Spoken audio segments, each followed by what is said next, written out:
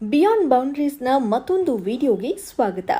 ಭಾರತದಲ್ಲಿ ಸಾಧನೆ ಮಾಡಿದ ಅನೇಕ ಮಹಿಳೆಯರಿದ್ದಾರೆ.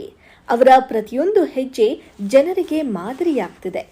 ಕಷ್ಟದ ಸಂದರ್ಭದಲ್ಲೂ ಧೈರ್ಯ ಕಳೆದುಕೊಳ್ಳದೆ ಹಗಲಿರುಳು ದುಡಿದು ದೊಡ್ಡ ದೊಡ್ಡ ಕಂಪನಿಯನ್ನ ಕಟ್ಟಿದ ಅನೇಕ ಮಹಿಳೆಯರನ್ನ ನಾವು ನೋಡಬಹುದು. ವಿದೇಶದಲ್ಲಿ ಕೆಲಸದ ಆಫರ್ ಬಂದರೂ ದೇಶದಲ್ಲಿಯೇ ಉಳಿದು ದೇಶದ ಮಕ್ಕಳಿಗೆ ಜ್ಞಾನ ವೃದ್ಧಿಗೆ ಶ್ರಮಿಸ್ತಾ ಇರೋ ಬೈಜೂಸ್ ಸಹ ಸಂಸ್ಥಾಪಕಿ ದಿವ್ಯಾ ಗೋಕುಲ್ನಾಥ್ ಇವರಲ್ಲಿ ಒಬ್ಬರು. ದಿವ್ಯಾ ಕೆಲಸ ಎಲ್ಲರಿಗೂ ಸ್ಫೂರ್ತಿದಾಯಕವಾಗಿದೆ. ಬೈಜೂಸ್ನ ಸಹ ಸಂಸ್ಥಾಪಕಿ ದಿವ್ಯಾ ಅವರಿಗೆ 34 ವರ್ಷ. ಅವರ ಒಟ್ಟು ಆಸ್ತಿ ಸುಮಾರು $3.05 ಅಂದರೆ ಸುಮಾರು 22.3 ಸಾವಿರ ಕೋಟಿ ರೂಪಾಯಿ. ದಿವ್ಯಾ ತಮ್ಮ ಪತಿಯೊಂದಿಗೆ ಕಂಪನಿಯನ್ನ ಎತ್ತರಕ್ಕೆ ಕೊಂಡೊಯ್ಯುವಲ್ಲಿ ಸಾಕಷ್ಟು ಶ್ರಮಿಸಿದ್ದಾರೆ.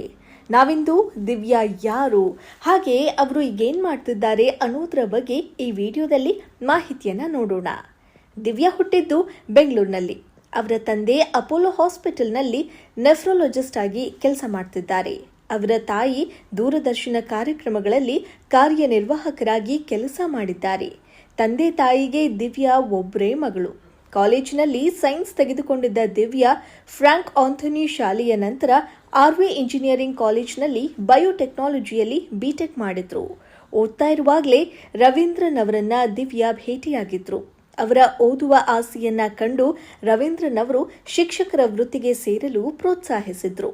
ದಿವ್ಯಾ 2008ರಲ್ಲಿ ಶಿಕ್ಷಕಿಯಾಗಿ ತಮ್ಮ ವೃತ್ತಿ ಜೀವನವನ್ನ ಪ್ರಾರಂಭ ಮಾಡ್ತಾರೆ.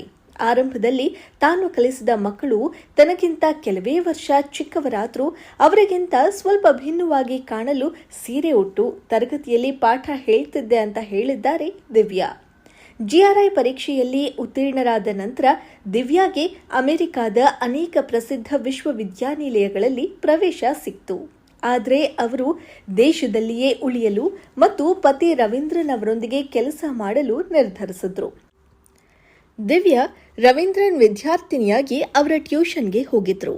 ಆದರೆ ನಂತರ ಇಬ್ಬರು ಮದುವೆಯಾಗಿ ಕಂಪನಿಯನ್ನ ಹೊಸ ಮಟ್ಟಕ್ಕೆ ಕೊಂಡೊಯ್ದ್ರು.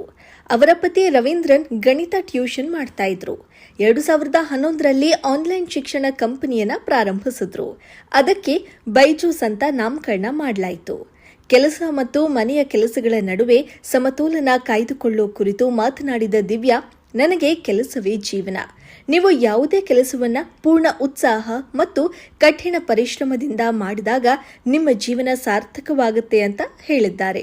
ಇದರ ಹೊರತಾಗಿ ಅವರು ಬೈಜೂಸ್ನಲ್ಲಿರೋ ವಿಷಯದ ಬಗ್ಗೆ ಹೆಚ್ಚು ಗಮನ ಹರಿಸ್ತಾರೆ. ದೇಶದ ಮೂಲೆ ಮೂಲೆಯಲ್ಲಿ ಬೇರೆ ಬೇರೆ ಸ್ಥಳದಲ್ಲಿ ಕುಳಿತ ವಿದ್ಯಾರ್ಥಿಗಳಿಗೆ ಇದರಿಂದ ಕಲಿಕೆ ಸುಲಭವಾಗಿದೆ. ಯಾವುದೇ ವಿಷಯವನ್ನ ಅವರು ಸುಲಭವಾಗಿ ಅರ್ಥ ಮಾಡಿಕೊಳ್ಳಬಹುದು. ವಿದ್ಯಾರ್ಥಿಗಳಿಗೆ ವಿಷಯ ಸುಲಭವಾಗಿ ಅರ್ಥ ಮಾಡಿಸೋದು ನಮ್ಮ ಉದ್ದೇಶ ಅಂತಾರೆ ದಿವ್ಯಾ. ಈ ವಿಡಿಯೋ ಬಗ್ಗೆ ನಿಮ್ಮ ಅಭಿಪ್ರಾಯ ಏನು ಕಾಮೆಂಟ್ ಮಾಡಿ. ನೀವಿನ್ನೂ ನಮ್ಮ ಚಾನಲ್ಗೆ ಸಬ್ಸ್ಕ್ರೈಬ್ ಆಗಿಲ್ಲ ಅಂತಾದರೆ ಈ ಕೂಡಲೇ ಸಬ್ಸ್ಕ್ರೈಬ್ ಆಗಿ ಬೆಲ್ ಐಕಾನ್ ಕ್ಲಿಕ್ ಮಾಡೋ ಮೂಲಕ ಹೊಸ ವಿಡಿಯೋಗಳ ನೋಟಿಫಿಕೇಶನ್ ಪಡೆಯಿರಿ.